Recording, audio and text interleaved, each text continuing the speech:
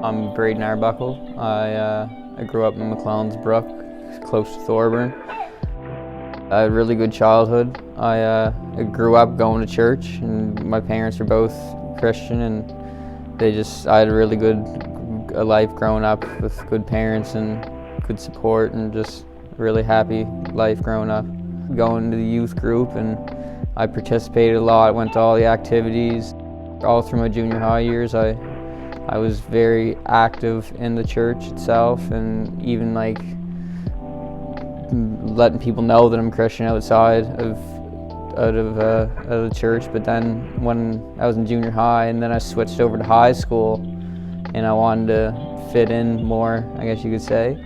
So I would just start doing what everyone else was doing. I started losing my relationship with God basically right when I started in high school, and that's so I started drinking because everyone else was, right? So I started to do it just to fit in, and then that started leading to more partying and trying different things. So I led into started dope and then harder drugs and that. Right when I started out, I basically went full tilt with it. So I just would do as much as possible, really. During high school, I thought I had it under control. I just thought it wasn't a big deal, that no problems would arise from going out and getting drunk all the time. It's not even on the weekends, like throughout the week.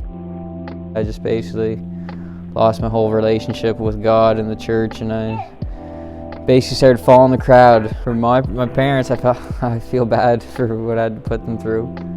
Yeah, they always supported me, that's for sure, even when I wasn't deserving of it.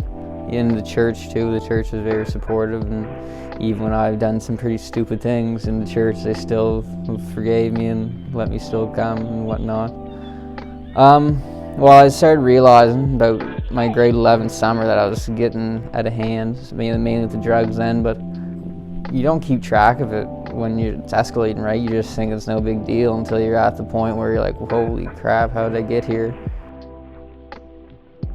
But when it really escalated is when I moved into my first apartment with one of my buddies, and then it got really bad because I thought I did have freedom, that is to drink and do drugs as much as possible. So it got out of hand pretty bad, pretty drastically. I was off the rails. I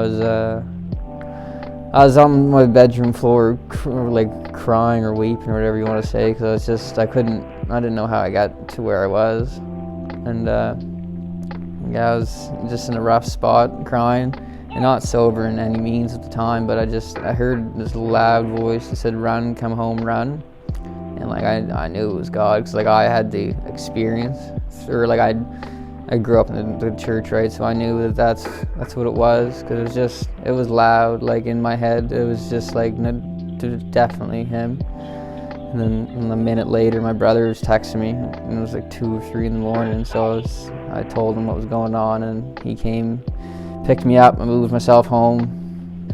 That was the start of it. But I relapsed there about 5 days into being home, and yeah, when I got home from that, we decided to send me up to my aunt and uncle, who were pastors up in Cape Breton, and that's where I really decided I knew that I needed to go with God this time.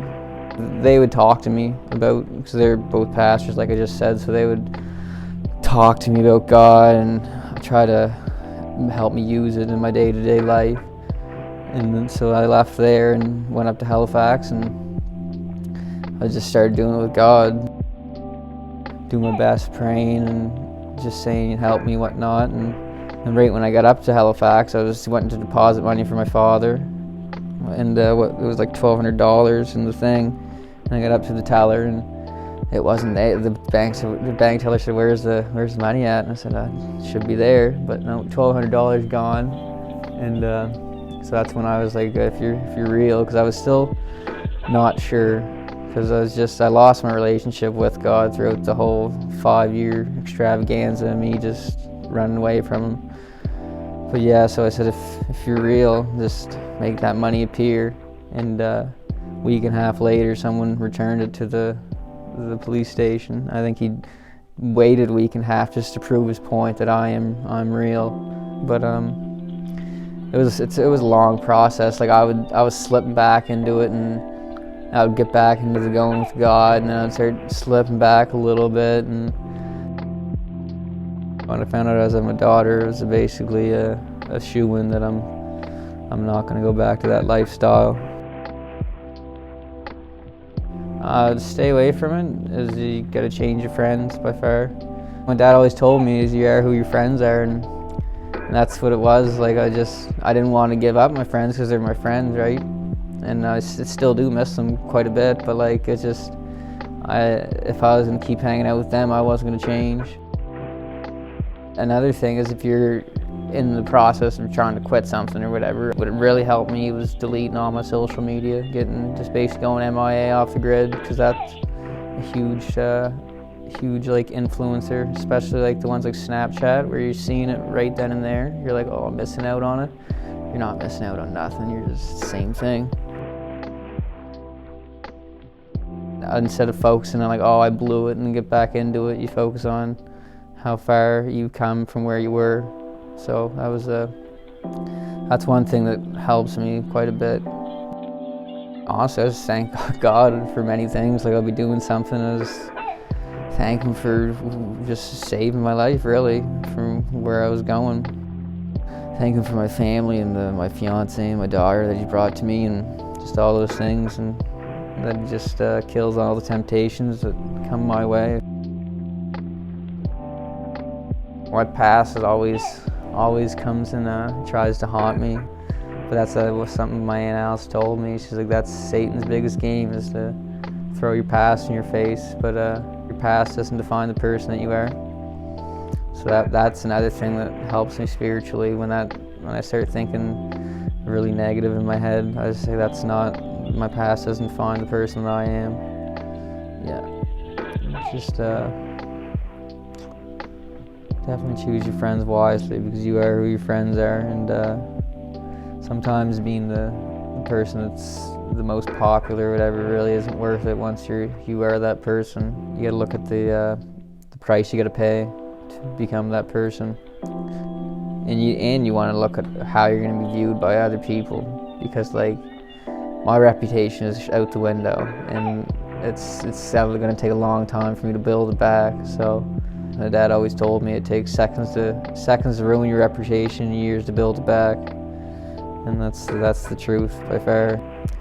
You get a lot more joy out of life succeeding rather than being the best person at partying or whatever it is. It's just succeeding in life is much more rewarding than just a weekend. I'm the one that drank the most or did the most or whatever. So when I decided to change my life around, it's been a year and a half later, and I got a fiance, a full-time job. It's in the trade that I want, and I got a baby. I got a soon-to-be house. We're living in the house, but we're just renting it now. That's all in a year and a half too. So I'm excited to see how much further God's going to take me. He's drastic, like it's just complete 180 from where the person I am now is not like complete 180 of the person I used to be. Yeah.